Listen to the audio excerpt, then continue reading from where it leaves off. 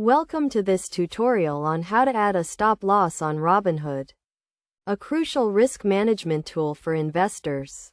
A stop loss is an order that automatically sells a stock when it falls to a certain price, limiting potential losses. To begin, open the Robinhood app and navigate to the stock you want to add a stop loss to. Tap on the stock to open its details page, where you will see its current price and other relevant information.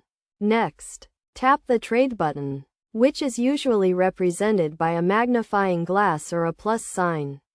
This will open the order screen, where you can place various types of orders, including a stop loss. Select the sell option, as a stop loss is essentially a sell order that is triggered at a specific price.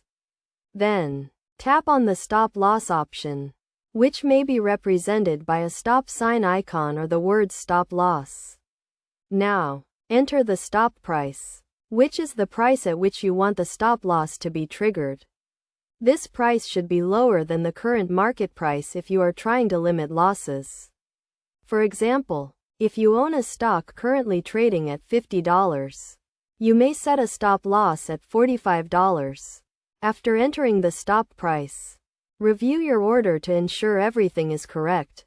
Make sure the stock symbol, order type, and stop price are all accurate. Finally, tap the Confirm button to place the stop loss order.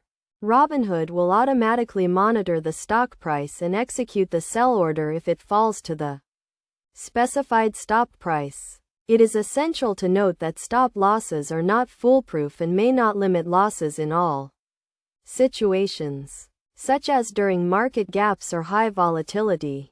However, they can be a valuable tool in managing risk and protecting your investments. By following these steps, you can effectively add a stop loss to your Robinhood account and better manage your investment risk. Remember to always review and adjust your stop losses as market conditions change to ensure they remain effective.